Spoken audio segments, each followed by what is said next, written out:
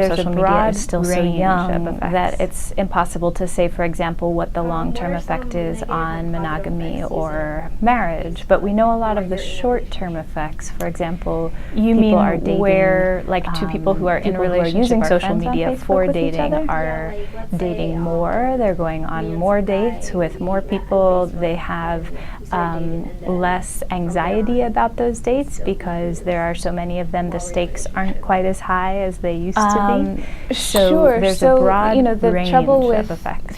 Facebook in a relationship is kind of the trouble with Facebook in general, which is that many parts of our lives that we used to reserve maybe just for family or just for certain groups of friends are now made public so that many people can see them. And that gets especially tricky at the beginning of a dating relationship where, for example, a couple has not yet established the kind of intimacy interpersonally to talk through past relationships, family lives, jobs, hobbies, all the things that it takes several months maybe to learn about each other in a relationship is now accessible within the first day if someone is active on Facebook or another similar social media site. And so you end up with people who at their very first date already know all kinds of things about each other, and that informs everything about the way that we relate to each other once you get to the date and once you are having that face-to-face conversation. It seems like the proliferation, especially of sites like Tinder and OkCupid and the other sites that are specifically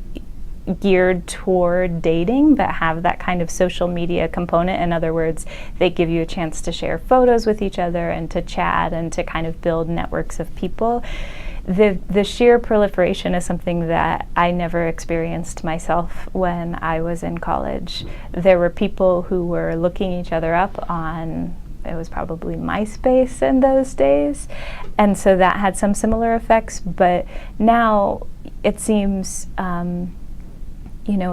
if there's a person who goes on a single date and everything isn't absolutely perfect with that date, that it is so much easier to find somebody else to go on a date with you the very next night if you want to. And so, in my opinion, and it's hard to say again what the long-term effect of this will be, a diluting of dating culture, because there's always going to be someone else on Tinder or on OkCupid or somewhere else if something doesn't work out. And it used to be the case that people would work through problems and would face into them and try to talk them out, and I think maybe now people are a little bit less motivated to do that because they know that there are lots more fish in the sea.